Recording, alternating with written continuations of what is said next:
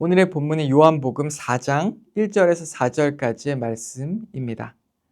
이번 주의 가족 주제는 빛 가운데 행함입니다.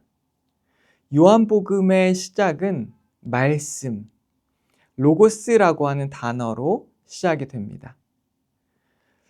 우리가 이 말씀이라고 하는 단어를 들었을 때 거부감 없이 받아들일 수 있습니다.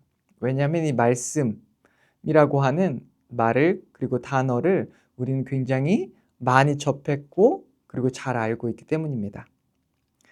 그렇다면 사도 요한은 어쩌면 이 말씀이라고 하는 단어를 들어본 적이 없을 수도 있었던 이방인들에게 혹은 유대인들에게 말씀이라고 하는 단어, 이 로고스를 통해서 요한복음을 시작하게 되었을까요? 말씀이라고 하는 뜻을 가진 로고스라고 하는 단어는 단순히 말과 말씀만을 뜻하고 있지는 않습니다. 그것을 헬라인들이 들었을 때 말씀만 떠올리는 것이 아닙니다. 당시의 헬라 철학이 온 땅의 많은 사람들에게 이미 전해졌고 알려져 있었기 때문에 당시의 문화가 퍼진 그 상황 가운데 이 로고스, 헬라 철학에서 말하는 이 말씀, 로고스라고 하는 뜻은 우주의 질서와 세상과 우주가 돌아가는 원리까지 포함한 이성, 인간의 이성, 그 모든 것들을 포함하고 있는 단어였습니다. 유대인들에게 이 단어는 어떻게 들렸을까요? 쉽게 로고스라고 하는 것은 유대인들이 하나님의 말씀을 구약 성경을 통해서 많이 들었기 때문에 그들에게는 말씀은 그저 말이라고 하는, 말씀이라고 하는 것에 머무는 것이 아니었습니다. 하나님께서 이 땅을 말씀으로 창조하셨기 때문에 유대인들에게 이 로고스라고 하는 뜻은 하나님의 능력을 의미했던 단어이기도 합니다. 예수님 시대에 이 알렉산드리아에 살았던 필로라고 하는 사람이 있었습니다. 그는 유대인으로서 이 이방인들에게 유대교를 헬라 철학을 통해서 설명하려고 시도했던 유명한 학자였습니다. 그래서 그는 그때 로고스라고 하는 단어를 그도 사용했었는데 필로는 이 로고스를 하나님의 능력과 이성과 지혜로 보고 그렇게 설명을 했습니다. 하지만 그는 예수님을 몰랐기 때문에 이 로고스를 바로 예수님의 존재, 하나님의 인격으로 보지 못했던 것이죠. 오늘 우리가 읽고 있는 이 요한복음에서 나온 로고스는 하나님의 이성과 지혜로 쏘인 필로의 로고스와는 구별됩니다. 또한 우주를 움직이는 법칙,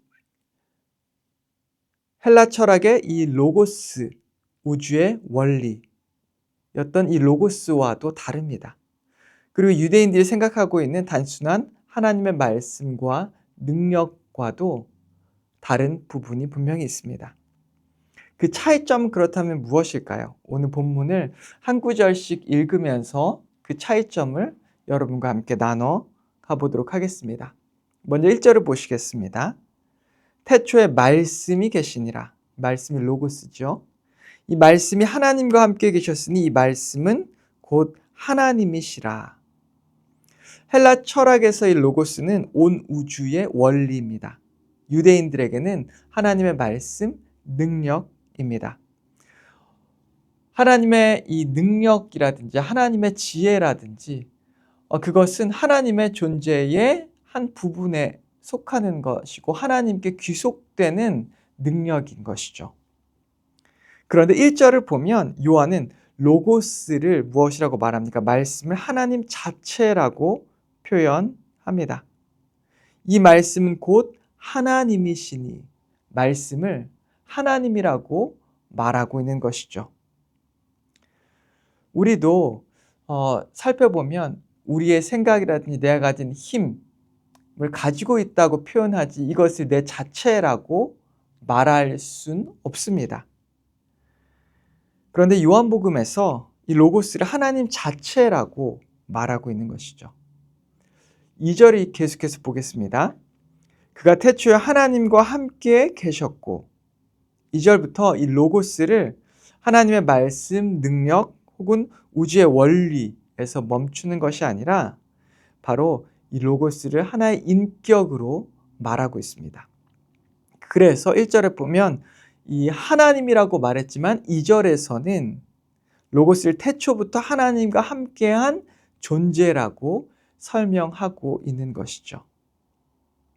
즉, 하나님과 동일한 존재는 아니지만 여전히 하나님인 삼위일체의 존재를 설명하고 말씀하고 있는 부분이 바로 2절인 것입니다. 3절을 읽겠습니다. 만물이 그로 말미암아 지은 바 되었으니 지은 것이 하나도 그가 없이는 된 것이 없느니라. 3절에서는 무엇을 말하고 있습니까? 이 로고스는 하나님의 능력, 우주의 원리를 창조주라고 말하고 있습니다. 즉, 만물이 그로 말미암아 지은 바 되었다라고 말하고 있는 것은 바로 이 로고스, 이 말씀이 창조주다라고 말하고 있습니다.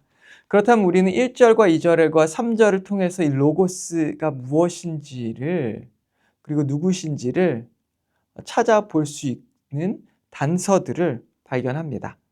첫째는 로고스는 1절에서 보면 로고스는 하나님이다 라고 말하고 있고요. 2절에서는 로고스는 하나님과 영원부터 함께했던 인격적인 존재이다 라고 말하고 있고요. 그리고 3절은 로고스는 곧 창조주이다 라고 말하고 있습니다. 계속해서 그 로고스가 무엇인지 4절을 통해서 찾아가 보겠습니다. 그 안에 생명이 있었으니 이 생명은 사람들의 빛이라.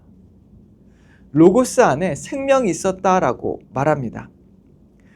이것은 로고스가 생명을 가진 존재다라고 말하는 것이 아닙니다. 그것은 로고스는 생명의 근원이자 생명 그 자체라고 말씀하고 있는 것입니다.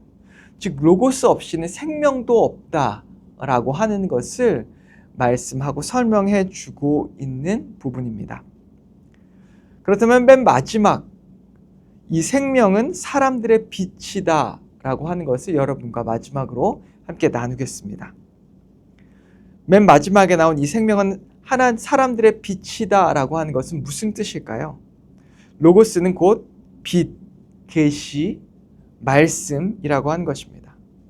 즉, 이 계시의 말씀이 우리를 생명의 근원, 영원한 생명으로 인도해 준다라고 말씀한 것이죠. 여기에서 빛은 아무것도 모르는 우리에게 빛을 비춰서 알게 해 주시는 하나님의 말씀이자 하나님의 계시라고 말씀하고 있습니다. 결국 요한이 말하고 있는 말씀, 로고스는 곧 하나님 자체이시고 하나님과 함께한 인격을 가진 존재이시고 창조주이시고 생명 그 자체이자 근원이시고 우리를 생명으로 이끄시는 계시, 말씀이라고 하는 것입니다. 그렇다면 이 로고스가 누구입니까?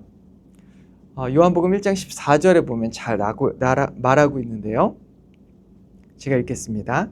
말씀이 육신이 되어 우리 가운데 거하심에 우리가 그의 영광을 보니 아버지의 독생자의 영광이요 은혜와 진리가 충만하더라. 결국 요한은 온 우주의 원리이자 하나님의 지혜와 능력의 단어로 사용되었던 이 로고스를 통해서 예수님을 설명해 주고 있는 것입니다. 헬라인에게 그리고 유대인들에게 그들이 잘 알고 있었던 한 단어였던 이 로고스 말씀을 통해서 예수님을 설명해 주고 있는 것입니다. 이 말씀을 묵상하면서 우리도 예수님을 어떻게 보고 있는지를 한번 생각해 봐야 합니다. 예수님은 하나님이십니다. 예수님은 하나님이시지만 하나님과 다른 인격이시고 또한 영원토록 하나님과 함께 하셨던 존재이십니다. 바로 삼위일체의 주님이 바로 예수님이시죠. 예수님은 또한 창조주이십니다. 예수님이 생명의 근원이십니다. 또한 예수님은 생명으로 우리를 이끄시는 빛, 즉 계시이자 말씀이십니다. 우리가 어두움 가운데 하나님을 제대로 알 수 있는 방법, 이 생명 가운데 나아가는 방법은 단 한 가지입니다. 어두움을 비춰주는 빛이 비춰졌을 때 우리는 비로소 하나님께 나올 수 있는 것입니다. 그리고 그 빛은 우리가 비출 수 있는 것이 아니라 하나님께서 비춰주실 때 우리에게 빛이 비춰지는 것입니다. 그리고 그 빛이 바로 예수 그리스도이신 것이죠. 예수님을 통해서 하나님께서는 하나님의 사랑을 드러내셨고 하나님의 뜻을 드러내셨고 또한 인간의 구원을 드러내시고 보여주신 것입니다. 말씀을 통해 빛을 따라 어두운 세상을 헤쳐 영원한 생명 가운데 나아가는 저와 여러분 모두가 되기를 주님의 이름으로 축원합니다. 함께 기도하겠습니다. 하나님 아버지 감사합니다. 요한복음을 통해서 예수님이 누구인지를 함께 배웠습니다. 예수님은 하나님이시고 또한 하나님과 영원토록 함께 하셨던 또 다른 인격이시고 예수님은 또한 우리에게 창조주이시며 우리에게 생명을 주신 분이시고 또한 생명 가운데 우리를 이끄시는 빛이심을 주여 고백합니다. 아버지 오늘 말씀을 통해서 우리에게 빛을 비춰주신 것 감사하고 그 빛을 통해 주님께 나아갈 수 있게 인도하여 주시옵소서. 예수님의 이름으로 기도했습니다. 아멘.